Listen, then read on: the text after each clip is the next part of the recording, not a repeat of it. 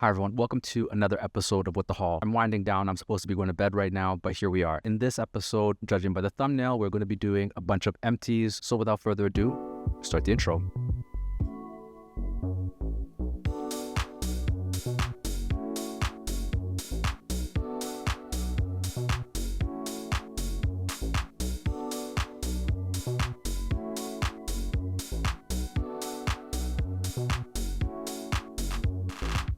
First, how are you?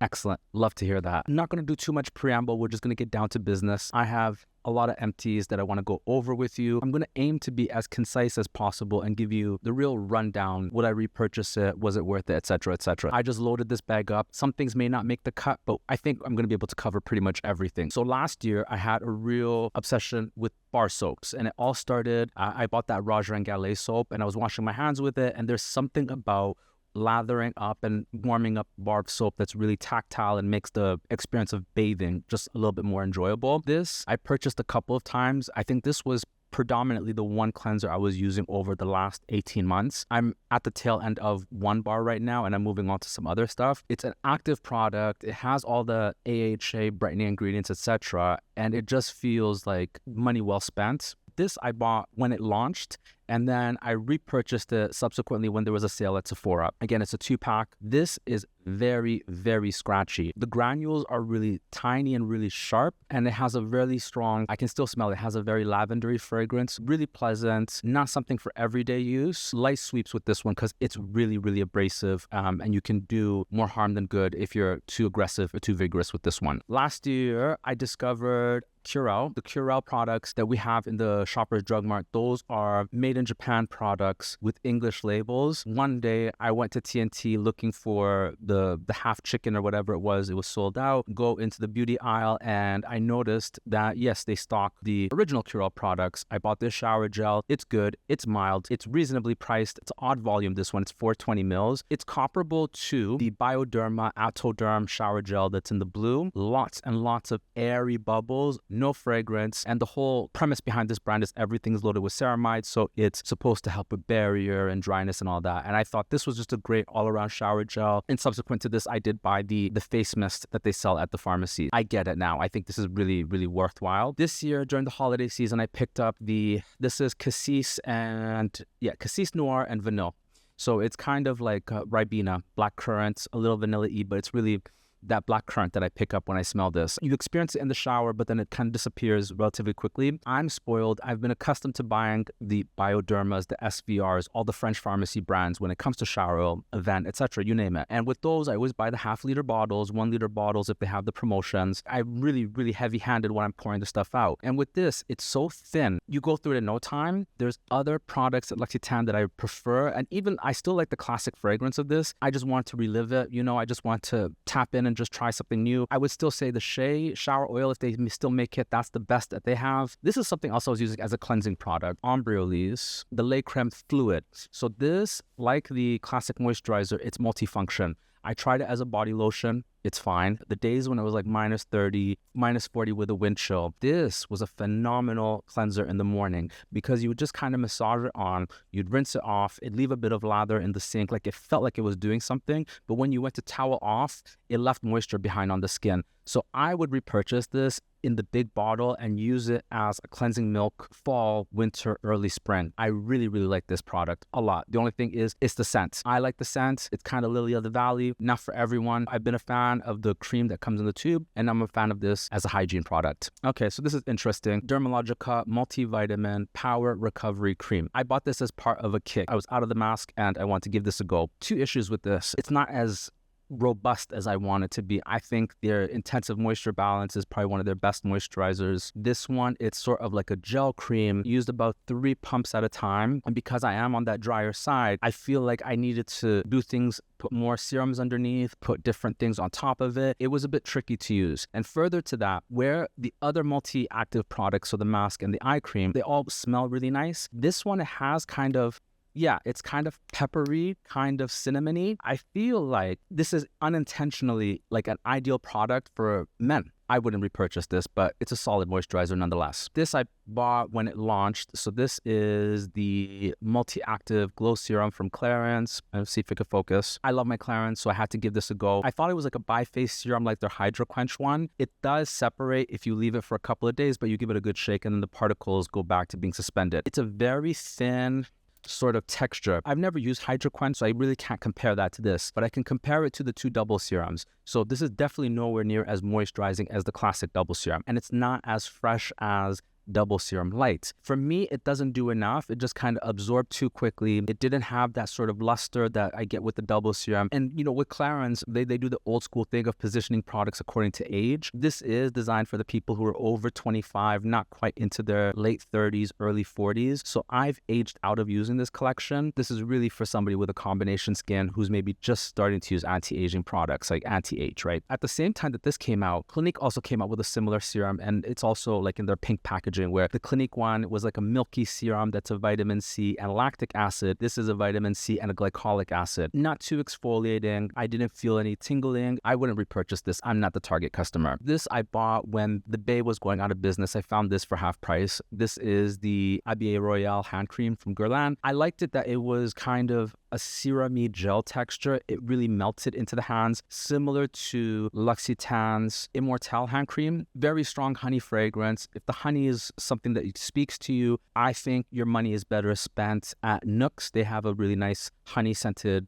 Bath and Body collection. They do a hand cream there. It's fine. It's fine. So next, this is the Tilbury. This is like her brightening serum. What spoke to me about this is that it's a combination of vitamin C, TXA, so it's all the, you know, pigment correcting ingredients. It's a 30 ml product that you can use face and eyes. Did it make a big difference for me? No, I think I would have had to purchase it a few more times. There are some pigments that I'm still dealing with, and I may have to go for laser at some point. We'll circle back to that. And naturally, when I use my serums, I always do face and eyes regardless. I think it has a little bit of AHA in it, so I wasn't using this in the morning so much. With Tilbury, although it's, you know, a cosmetic brand first and then skincare is secondary, I feel like her products are well formulated. They're very elegant. I just wish the fragrance was just a little less in my face. I liked it, but it was just a bit too much for me, but good serum nonetheless. This is an OG product, and I think it might be gone, rest in peace. This is the Philosophy Vitamin C Booster. Almost 20 years off and on I've been using this product. It's vitamin C, it's green tea,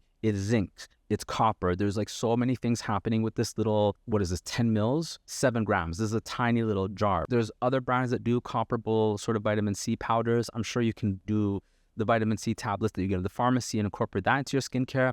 But this is easy, low effort. It's a powder. It's in a dark bottle, so it's stable. And it does make a difference. It doesn't change the texture of your products, but it just gives them that little extra without being a liquid serum that's gonna, you know, maybe conflict with your skincare, etc. Just a genius product. Hate to see this one go. I really, really rate this one. And if I can find links, I'll definitely put them in the description box. Fragrance-wise, I'm literally at the end of this. About 16 months ago, give or take, I started using these Roger & Gallet fragrances. These are the fragrances for you. These are skin fragrances. They're not going to project, they're not going to travel very far and wide. I describe this one as like lemon zest meets rosemary lavender, barbershop, clean, uplifting, finishes off your look, just kind of puts you together before you step out the door. I don't know if you can see, but it does a really good mist. I ate some of that. This is one of the few bottles of fragrance that I've had where the actual nozzle got bent and it's discolored. So I'm sure they're saving some money on the packaging when it comes to this. Great brand. Really love these. And I would definitely continue to repurchase across the Roger & Gallet brand. The other fragrance that I purchased, which was Bois d'Orange, I've got like a finger left on that one. I didn't mention this. There's another bar soap that I was using. This brand is also new to me. So last year I started using a bunch of products from La Rosie. I'll speak on some of their other products at a later time.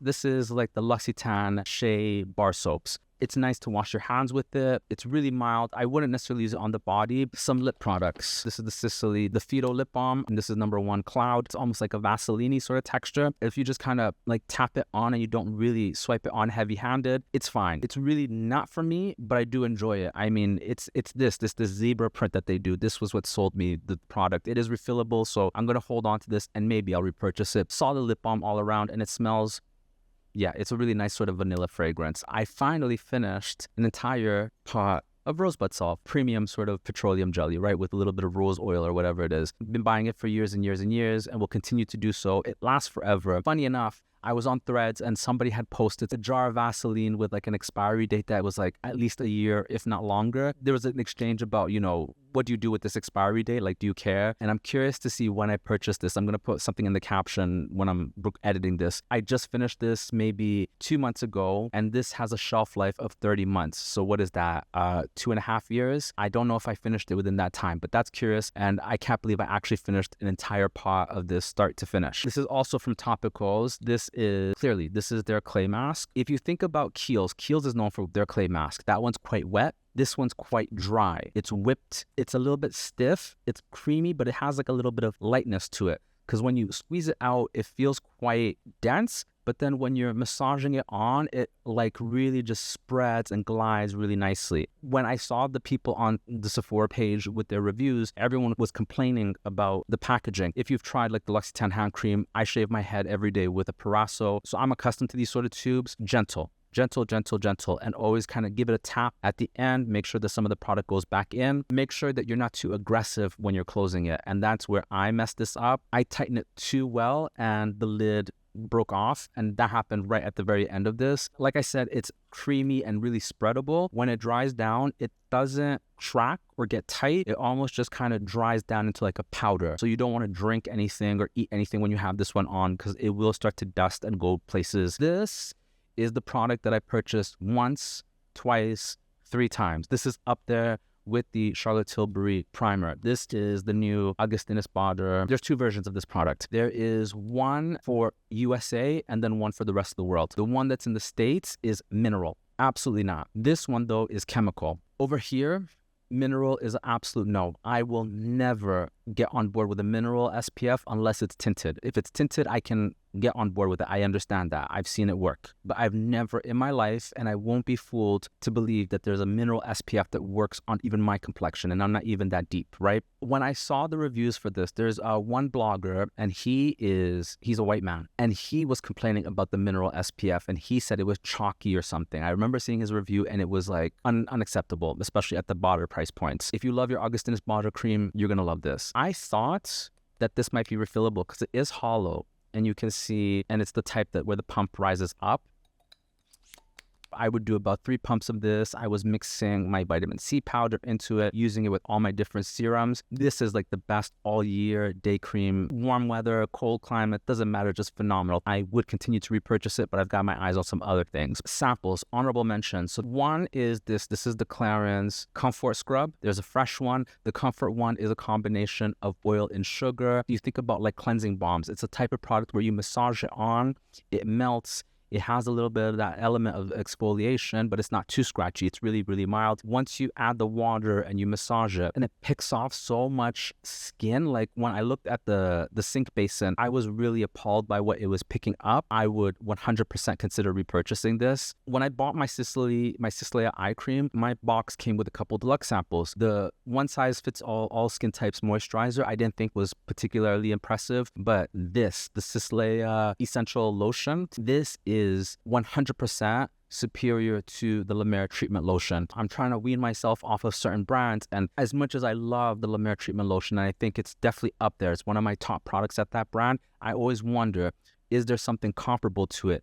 And this is it. It's very much the same sort of gel that melts into your skin. You can just use that on its own and it hits. And then if you layer things on top of it, it works even better. It is so satisfying. It may have dried out, but I don't remember there being much of a fragrance to this. If you are a Sisley customer, this is definitely one to add into your routine. Or if you're somebody who was using the La Mer treatment lotion and is trying to get away from La Mer, this is a superior product. And then lastly, at the end of the year, I came across Valmont. Valmont is this brand that I've had my eyes on for a while. When I was younger, I'd see it like in Pacific Mall at like La Sasa or Sophie Beauty. I think in like Times Square. You would see this advertised in the windows next to like the Cell Cosmet and the SK2. So this is one of those brands that I think was really popping in like Hong Kong and like certain markets. And I was able to get some deluxe samples. I picked up this, which is their Prime Renew Mask. This is like their signature product. This is the 15 mil. So you can buy this size and then the full size versions. Now this moisturizing with a cream, they just recently had a bit of a update with their packaging. This has a new name. There was also a detox cream. It has either hydrogen peroxide, oxygen peroxide. So when you come back to it every time, it kind of foams up a little bit. That one I think might be discontinued. This, the veil or the primary veil, if you follow on TikTok, Paloma El Cesar, she does like her monthly favorites. And I think one of the months she mentioned this. I'm really, really into this brand and I'm have my eyes on a number of things from them. If you're somebody who likes like a premium moisturizer and you really just want the most enjoyable products, you don't care about anti-aging, that's what your doctor is for, that's why you go get Botox or whatever the case may be. Moisturizing with a cream and moisturizing with a mask, wow, you have to try it. You really have to try it. I'm like in awe. What I was saying about it being from the 80s and the 90s, this brand I think launched around the same time as La Prairie, and where La Prairie is like this blockbuster thing that's like absolutely everywhere in all the high-end department stores in the world. Now they're selling it at Whole Renfrew, they're selling it in a lot of different places. Right now there's the trend for the salmon DNA. It's not in everything. It's definitely in this, the Prime Mask, which is why people like it so much. I think Belmont is a real sleeper brand. That was an interesting one. I did a lot of rambling. Leave questions and comments down below if anything that I mentioned spoke to you. Links to everything in the description box. Thank you for listening. Thank me for speaking, and I will catch you in the next one. Adios.